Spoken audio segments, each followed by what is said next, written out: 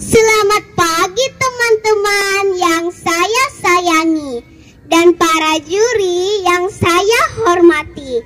Semoga kita semua di dalam keadaan sehat, semangat, dan tetap patuh terhadap protokol kesehatan di tengah pandemi ini.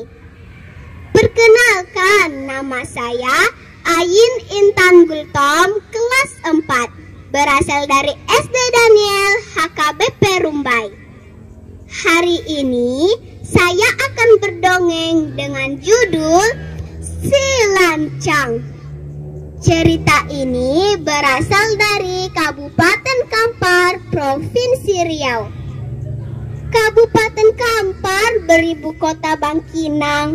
Julukannya adalah Serambi Mekah. Alangkah senangnya aku berdongeng, apalagi pemenang akan kurai. Selamat menyaksikan. Pada zaman dahulu, tepatnya di daerah Kampar, hiduplah seorang ibu tua dan anaknya laki-laki yang bernama Si Lancang. Ayahnya Si Lancang sudah lama meninggal dunia. Mereka tinggal di sebuah gubuk reot. Kehidupan mereka sangat memprihatinkan. Emak Lancang bekerja menggarap ladang orang lain, sedangkan Si Lancang bekerja mengembalakan ternak tetangganya, mencari kayu bakar di hutan, dan kadang ikut membantu emaknya ke ladang orang lain. Semua mereka kerjakan agar mendapatkan sesuap nasi untuk kehidupan mereka. Pada suatu hari, pagi hari yang cerah, seperti biasa, Si Lancang hendak mengembalakan ternak tetangganya. Be, be, be, mu, mu, mu. Dia pun duduk dan termenung. Dia sudah benar-benar mengalami kejenuhan dan dia sudah bosan hidup miskin. Dia ingin bekerja dan mengumpulkan uang agar kelak menjadi orang kaya. Dia pun berkata-kata sendiri, "Yah, merantau. Aku harus merantau. Aku sudah bosan hidup susah seperti ini terus. Aku harus menyampaikan ini kepada emak." Dengan semangat yang tinggi, Si Lancang ingin menyampaikan niat baiknya itu kepada emaknya di rumah. Malam itu, setelah mereka makan malam dengan menu ala kadarnya, Si Lancang akhirnya meminta izin kepada emaknya untuk pergi merantau ke negeri orang. "Mak, Lancang sudah tidak tahan lagi hidup miskin. Boleh tak Lancang merantau, Mak?" Mohon Si Lancang kepada emaknya. Emak Si Lancang menatap Si Lancang dengan berkaca-kaca. Karena rasa percaya diri dan semangat anaknya itu, akhirnya emak Si Lancang mengizinkan. Meskipun berat hati dan sangat sedih karena dia akan ditinggalkan oleh anak semata wayangnya untuk sementara, emaknya pun berkata,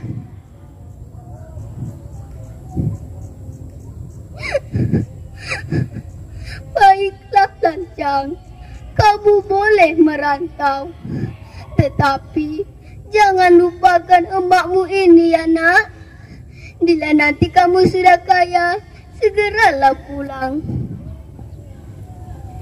Mendengar jawaban dari emaknya, Si Lancang meloncat-loncat kegirangan. "Yeay, yeay, yes!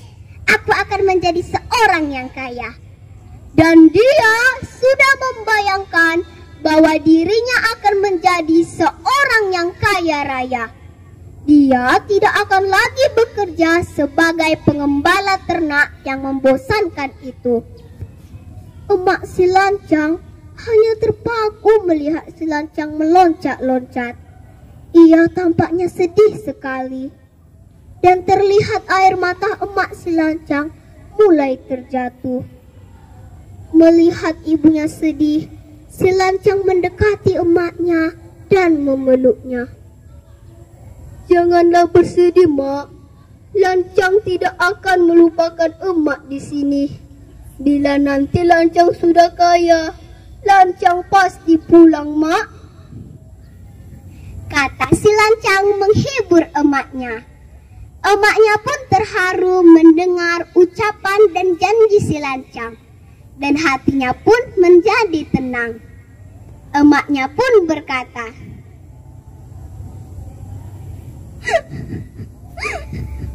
"Baiklah lancang, besok pagi-pagi kamu boleh berangkat. Sebentar lagi emak akan membuatkanmu lumping doda untuk kamu makan di perjalanan nantinya ya." Keesokan harinya, si lancang pergi meninggalkan kampung halamannya. Emaknya membekalinya dengan beberapa bungkus lumping doda, makanan kesukaan si lancang. Rasanya manis dan kenyal. Bertahun-tahun si lancang sudah di perantauan. Akhirnya dia menjadi seorang pedagang kaya. Ia memiliki berpuluh-puluh kapal dagang dan ratusan anak buah. Bahkan dia sudah menikah dengan ke-7 istrinya yang cantik-cantik, dan juga berasal dari keluarga kaya raya pula. Sementara emak si lancang hidup miskin seorang diri. Suatu hari, si lancang berkata kepada istrinya bahwa ia akan mengajak mereka berlayar ke Andalas. Istrinya sangat senang. Istrinya pun berkata,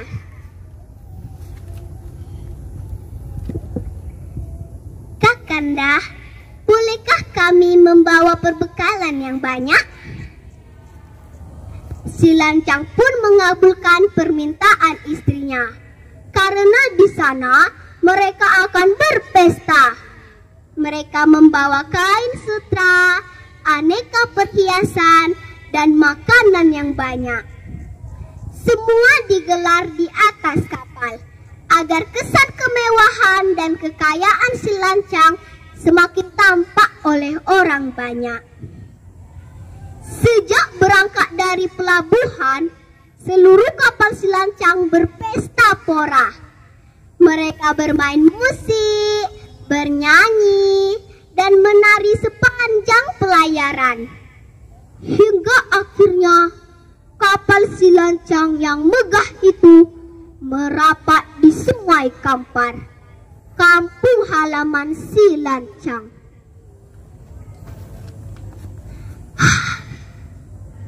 "Hai, kita sudah sampai!" teriak anak buah si lancang.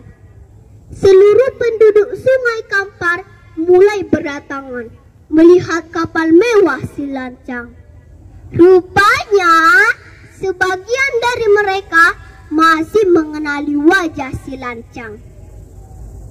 Wah, si lancang rupanya dia sudah menjadi orang kaya. Megah sekali kapalnya.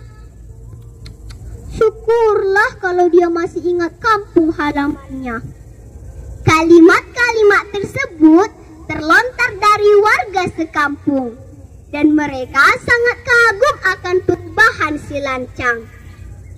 Kemudian, tanpa berpikir panjang, teman kecil si lancang memberitahukan kedatangan si lancang tersebut kepada emaknya di rumah.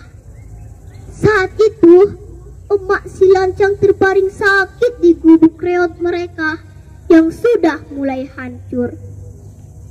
Dengan perasaan terharu, ibunya segera bergegas ke dermaga untuk menyambut kedatangan anaknya. Karena kemiskinannya, ia hanya mengenakan kain selendang tuah lusuh, sarung usang dan kebaya penuh jahitan. Ibunya lantas memberanikan diri. Ia naik ke geladak kapal mewah si lancang.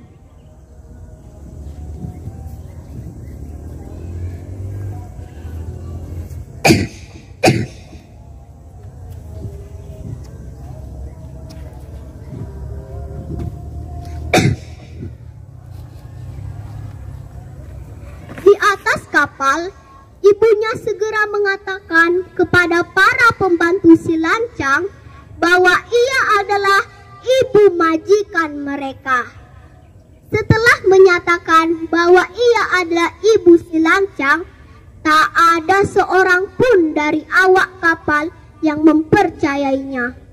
Dengan kasarnya, mereka mengusir ibu tua tersebut. Tetapi ibu si lancang tidak mau beranjak turun. Ia bersikeras meminta untuk dipertemukan kepada anaknya. Situasi tersebut menimbulkan keributan di atas kapal. Si lancang tidak mau mengakui ibunya. Mendengar keributan di atas geladak, si lancang dengan diiringi ketujuh istrinya mendatangi tempat tersebut.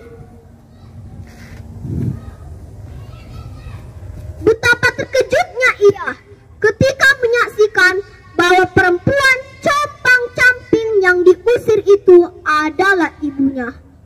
Melihat anaknya, ibu si lancang berkata, "Engkau lancang, anakku, aku ibumu nak. Ibu sangat rindu padamu anakku. Mari lancang, segeralah pulang." Tetapi karena merasa malu melihat kemiskinan ibunya, dengan congkaknya ia menolak mengakui ibunya. Anak durhaka ini pun berteriak,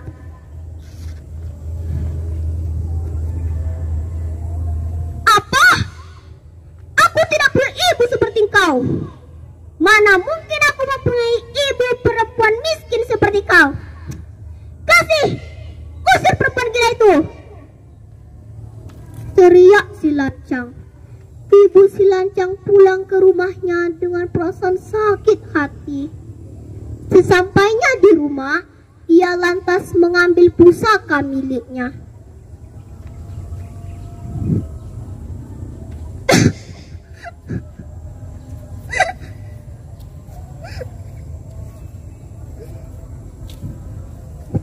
Pusaka tersebut merupakan sebuah lesung penumbuk padi dan sebuah niru.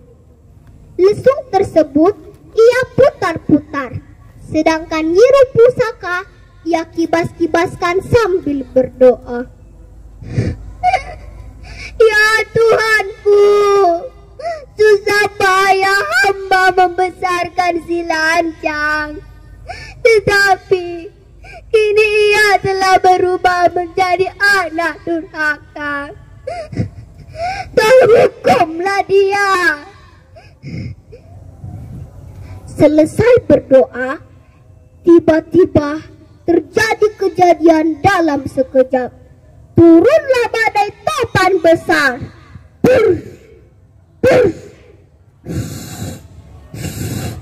Badai tersebut berhembus sangat dahsyat, hingga hanya dalam hitungan semenit mampu menghancurkan kapal si lancang. Bukan hanya kapal yang hancur berkeping-keping, harta benda miliknya juga terbang kemana-mana. Melihat peristiwa dahsyat yang menimpa kapal si lancang dan lainnya, tiba-tiba si lancang bersimpu dan berteriak sambil menangis, "Ma, ini aku lancang anakmu, Ma. Maafkan aku, Ma. Aku telah durhaka padamu. Ya Tuhan, maafkan aku." Setelah mengucapkan itu, teriakan si lancang pun perlahan-lahan menghilang bersama harta bendanya. Menurut cerita masyarakat, kain sutranya melayang-layang dan kemudian jatuh ke daerah Kampar Kiri. Kain tersebut berubah menjadi sebuah negeri yang kini dinamai Negeri Lipat Kain. Sementara gongnya terlempar ke daerah Kampar Kanan, yang kini berubah wujud menjadi Sungai Ogong. Tumbikarnya melayang-layang dan berubah menjadi Pasu Bilah. Sedangkan tiang bendera kapal selancar terlempar hingga jatuh di sebuah danau. Danau tersebut kini dinamai Danau Silancang. Nah, pesan moral yang dapat kita ambil dari cerita ini adalah kita tidak boleh durhaka kepada orang tua kita, terlebih kepada ibu kita, karena dialah yang telah melahirkan kita dan membesarkan kita. Kita harus sayang dan hormat kepada ibu kita. Sekian cerita dari saya. Terima kasih.